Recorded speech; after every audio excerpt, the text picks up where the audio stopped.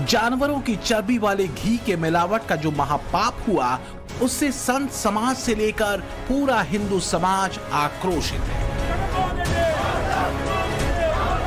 सनातन का फिर से अपमान न हो, हिंदू आस्था को फिर से चोट न पहुंचे, इसलिए संत समाज से लेकर विश्व हिंदू परिषद और तमाम हिंदूवादी संगठन अब एक सुर में पुरजोर मांग कर रहे हैं कि सरकार को मंदिरों का नियंत्रण छोड़ देना चाहिए। हिंदू मंदिरों पर हिंदू समाज का नियंत्रण होना चाहिए। मंदिर चलाना सरकार का काम नहीं है। पूरे भारत में मंदिरों से जुड़े सभी मुद्दों पर विचार करने के लिए राष्ट्रीय स्तर पर अविलंब सनातन धर्म रक्षा बोर्ड का गठन किया जाए। ये मठ मंदिरों को सरकारें नहीं चलाती, संत चलाते हैं, ब्राह्मण चलाते हैं। तो ऐसी स्थिति में यह आदतपत्र संतों को होना चाहिए। सरकारें अपना आदतपत्र हटाएं, और अगर नहीं हटाती हैं तो जो जिस प्रकार से मठ मंदिरों में है वो मस्जिदों पर भी होना चाहिए सरकारी हस्तक्षेप। हिंदू मंदिरों के साथ में यह जो पक्षपात हो रहा है कि पूर्ण देश भर में कोई मस्जिद या कोई चर्च गवर्नमेंट कंट्रोल में नहीं है, गवर्नमेंट नियंत्रण के अंदर केवल और केवल हिंदू मंदिर है। और विश्व हिंदू परिषद की यह मांग है कि गवर्नमेंट का यह काम नहीं है सरकार का हिंदू मंदिरों को चलाना, और हमारी मांग है कि सारे मंदिर हिंदू समाज को ही पुनः सौंप देने चाहिए। हम तो सरकार से भी कहेंगे शीघ्र अति शीघ्र अब सरकार को हिंदुओं के मंदिर हिंदू बोर्ड के अधीन कर देना चाहिए, ताकि किसी भी सनातनी की आस्था को ठेस ना पहुंचे। हमें सुनकर के बहुत मन हमारा दुखी हो रहा है, और मंदिरों को अब जो है सनातनियों के मंदिरों के ही अधीन कर देना चाहिए, वरना ऐसी स्थितियां निर्मित होती ही रही। उत्तर से लेकर दक्षिण और पूरब से लेकर पश्चिम भारत से अब एक ही डिमांड हो रही है।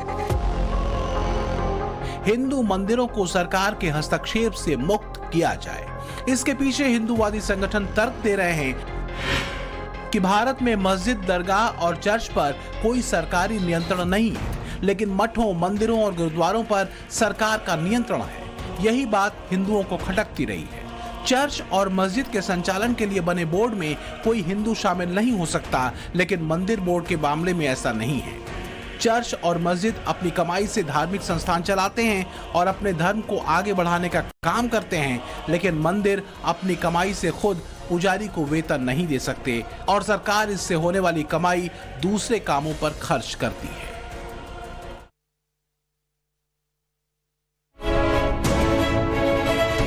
अगर मुसलमानों के लिए वक्फ बोर्ड, सिखों के लिए गुरुद्वारा प्रबंधक कमेटी, तो हिंदुओं के लिए सनातन बोर्ड क्यों नहीं? इसी तर्क के साथ संत समाज ने सरकार को खुली चेतावनी दे दी है कि या तो सरकार वक्फ बोर्ड को खत्म करे या फिर सनातन बोर्ड बनाए। तिरुपति बालाजी की घटना के बाद देश के सरकारी मठ मंदिरों से सरकार का आधिपत्य हटाने को लेकर अब वाराणसी में संतों ने मोर्चा खोल दिया है। संतों की एक बड़ी सभा वाराणसी में हो रही है। पातालपुरी मठ में देश विदेश से जो संत हैं वो यहाँ पर पहुंचे हुए हैं और तमाम मुद्दों को लेकर यहाँ पर विचार विमर्श हो रहा है। लेकिन इसके केंद्र में कहीं ना कहीं जो मठ मंदिर हैं उन पर सरकार का जो आधिपत्य है उसको हटाने को लेकर बातचीत चल रही है। जो मुस्लिम वक्फ बोर्ड है उसको हम खत्म करने की मांग करेंगे। सरकार अगर उसको खत्म नहीं कर सकती है तो हमारा सनातन धर्म बोर्ड बनना चाहिए और पावर हमको भी वही मिलना चाहिए जो वक्फ बोर्ड को है। मस्जिद पर भी सरकार का अधिकार होना चाहिए। जैसे हमारे बड़े बड़े मंदिरों पर सरकार कब्जा कर रही है, वहाँ की आमदनी पर सरकार का अधिकार है, वैसे मस्जिद पर भी अपना अधिकार जमावे। और जब बात वक्फ बोर्ड की हो, हैदराबाद के सांसद असदुद्दीन ओवैसी को इस पर मिर्ची न लगे, वो जोर जोर से न चिल्लाएं, ऐसा हो ही नहीं सकता। अब तो हैदराबादी भाईजान वक्फ प्रॉपर्टीज पर एक नया डेटा लेकर आ गए हैं और लगे हाथ देश के मठ मंदिरों की प्रॉपर्टी गिना गिना कर विरोधियों पर निशाना साधने में लगे। मोदी ये बोल रहे कि अब ये कानून जब खुदा ना खास्ता बन गया तो ये 33,000 वक्फ की प्रॉपर्टीज जो तेलंगाना में है, इसमें 90% के पास डीड नहीं है, रजिस्टर्ड डीड नहीं है, तो वो क्या होंगे? वक्फ नहीं रहेंगे ना वक्फ। ये अगर कानून बन जाएगा उत्तर प्रदेश में 1,21,000 वक्फ की प्रॉपर्टीज है। 1,12,000 के पास कागज ही नहीं है। वक्फ यूजर खत्म हो गया तो जायदादें कौन लेगा? वो जायदादें कौन लेगा बताओ? 9,40,000 मुसलमानों के पास है, वक्फ बोर्ड के पास है, वक्फ बोर्ड के पास है। अभी ये 4 रियासतों में 10 लाख एकड़ किसकी है? हिंदू एंडोमेंट बोर्ड की। हम क्या बोल रहे? खाली 4 रियासतों में 10 लाख एकड़ हिंदू एंडोमेंट बोर्ड के हैं, मगर तुमको खाली दूल्हे भाई के पास 9,40,000। कितना झूठ बोलेंगे? ओवैसी के बयानों को आधार बनाकर सोशल मीडिया पर इस नैरेटिव को उधार देने के लिए बाकायदा टूलकिट भी तैयार हो चुका है, जो दावा कर रहा है कि वक्फ बोर्ड के पास तो मात्र 9.5 लाख एकड़ जमीन है, जबकि हिंदू बोर्ड के पास 150 लाख एकड़ जमीनें देश भर में मौजूद है। इसके पीछे लॉजिक दिया जा रहा है कि हर राज्य में मंदिरों के पास कम से कम 5 लाख एकड़ जमीन होनी ही चाहिए। इसके हिसाब से 29 राज्यों में 145 लाख एकड़ जमीन हो और 8 यूनियन टेरिटरी में कम से कम 5 लाख एकड़ जमीन को मिला लिया जाए तो हिंदुओं के मंदिरों के पास कुल संपत्ति 150 लाख एकड़ हो जाती है। भ्रम जाल का ये पिटारा खुला ही था कि दिल्ली से हैरान करने वाली खबर आ गई। खबर ये कि वक्फ बोर्ड ने दिल्ली के कुछ मंदिरों और शमशान घाट की जमीन पर अपना दावा ठोक दिया है। वक्फ बोर्ड का दावा है कि दिल्ली में 6 मंदिर वक्फ बोर्ड की जमीन पर बनाए गए हैं। वक्फ के इस दावे का खुलासा दिल्ली अल्पसंख्यक आयोग की 2019 की रिपोर्ट से हुआ। दिल्ली के मंगलापुरी में शिव मंदिर और शमशान घाट की जमीन को वक्फ बोर्ड ने अपना बताया। मंगलापुरी में ही बीच बाजार काली माता मंदिर है। दिल्ली अल्पसंख्यक आयोग की 2019 की रिपोर्ट में इसे भी वक्फ की जमीन पर कब्जा कर बनाए जाने की बात लिखी गई है। दिल्ली के लोधी रोड और बीके दत्त कॉलोनी में स्थित सनातन मंदिर को भी वक्फ की कब्जाई जमीन पर बने होने का दावा किया गया। 70 साल हो गए इस शमशान घाट को और अब ये न्यूज के माध्यम से पता चला है कि भाई ये वक्फ बोर्ड इस पे कब्जा करना चाहता है और हमारे पास इसके सारे पुख्ता कागजात हैं, जैसे ये बिजली का बिल है। तो यहाँ पर जो बिलिंग एड्रेस है वो आपको नजर आएगा। यहाँ पर नेम मिस्टर दिनेश सिंह, जो यहाँ के ओनर है, संस्थापक हैं, उनका नाम नजर आएगा।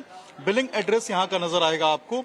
और नीचे देखिए ये बिजली का बिल है, ये दिल्ली सरकार द्वारा बिजली बिल दिया जा रहा है और यहाँ भी अगर आप नाम देखेंगे तो दिनेश सिंह का नाम है। यहाँ किसी भी तरीके से किसी भी वक्फ की प्रॉपर्टी का जिक्र नहीं है, वक्फ बोर्ड का जिक्र नहीं है। और ये एमसीडी के थ्रू ये पर्ची कटती है, पक्की पर्ची एमसीडी से, जिससे डेथ सर्टिफिकेट बनता है। ये भी सब यहाँ ऑनलाइन निकलती है, इससे डेथ सर्टिफिकेट बनता है। अब सवाल ये है कि आखिर वक्फ ऐसा दावा क्यों कर रहा है, जब यहाँ पर लंबे समय से मंदिर है, जब इस मंदिर के अस्तित्व के कागजात हैं, जब मंदिर के बिजली बिल के कागजात हैं, तो आखिर वक्फ बोर्ड किस आधार पर इस प्रॉपर्टी को अपना बता रहा है कि इंक्रोच किया हुआ है। दिल्ली के बीके दत्त कॉलोनी के श्री सनातन धर्म मंदिर का प्रबंधन भी वक्फ बोर्ड के दावों को गलत बता रहा है। उनका कहना है कि हिंदुओं के समूह ने साल 1958 में भारत सरकार से ये जमीन खरीदी थी, तो ये वक्फ की प्रॉपर्टी कैसे हो गई? ये 1958 में शुरू हो गया था, जबकि वक्फ बोर्ड 1971 में बना है। ये दावा पुराना तो यानी कि वक्फ के आने से पहले से ही मंदिर यहाँ पे रहे? हाँ जी, बिल्कुल पहले से बना हुआ है। और इसको प्रॉपर आपने खरीदा था उस वक्त? उससे प्रॉपर्टी खरीदी थी हमने, भारत सरकार से खरीदी है, जिसके कागजात हमारे पास है। भारत सरकार के अल्पसंख्यक मंत्रालय की वक्फ संपत्तियों की जानकारी देने वाली वेबसाइट vamsi.nec.in पर एक लाइन लिखी है, once a Waqf always a वक्फ। यानी एक बार जो संपत्ति वक्फ की हो जाती है वो हमेशा वक्फ की ही रहती है। लेकिन दिल्ली के मंदिरों की जमीन पर वक्फ के दावों के बाद अब ये लाइन सवालों के घेरे में है।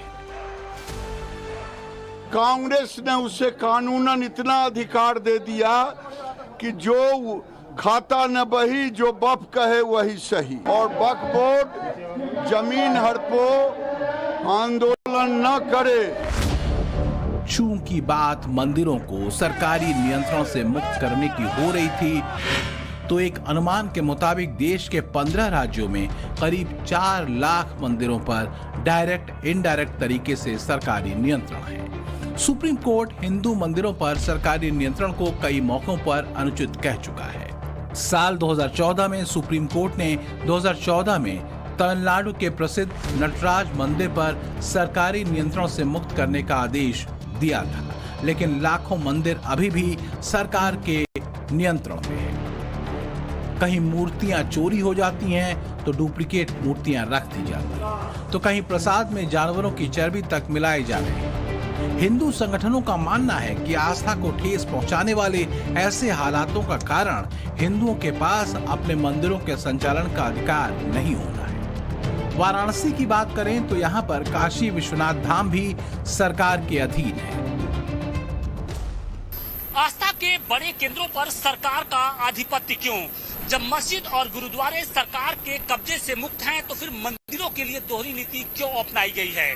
तिरुपति मंदिर में प्रसाद विवाद के बाद अब काशी के संतों की ओर से ये मांग उठने लगी है कि देश के जो प्रमुख मंदिर हैं, जो मठ हैं, वहां से सरकार अपना कब्जा हटाए।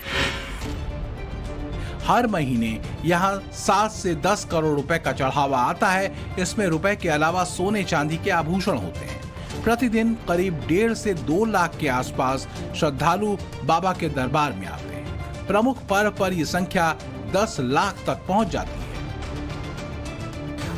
काशी विश्वनाथ धाम कॉरिडोर माननीय प्रधानमंत्री जी के प्रयासों से जब ये निर्मित हुआ, उसके बाद से दर्शनार्थियों की संख्या में लगातार इजाफा हो रही है। जैसा कि आप जानते हैं, पिछले करीब 3 सालों में 18 करोड़ के आसपास लोगों ने बाबा विश्वनाथ के दरबार में अपनी हाजिरी लगाई है। विश्व में 195 देश हैं। पिछले 1 सालों में 139 देशों के लोगों ने बाबा विश्वनाथ के दरबार में अपनी हाजिरी लगाई है और जलाभिषेक किया है। हिंदू समाज अब यही जानना चाह रहा है कि हमारे मंदिर सरकारी नियंत्रण से कब बाहर होंगे। फिलहाल इस पर राजनीति भी हो रही है, क्योंकि संविधान के अनुच्छेद 26 के मुताबिक सरकार किसी भी धर्म की धार्मिक प्रथा में हस्तक्षेप नहीं कर सकती। इस अनुच्छेद के बल पर हिंदुओं ने अपना मंदिर वापस ले लिया था, लेकिन 1951 में तत्कालीन कांग्रेस सरकार ने हिंदू धार्मिक और धर्मार्थ बंदोबस्ती अधिनियम 1951 पास कर दिया।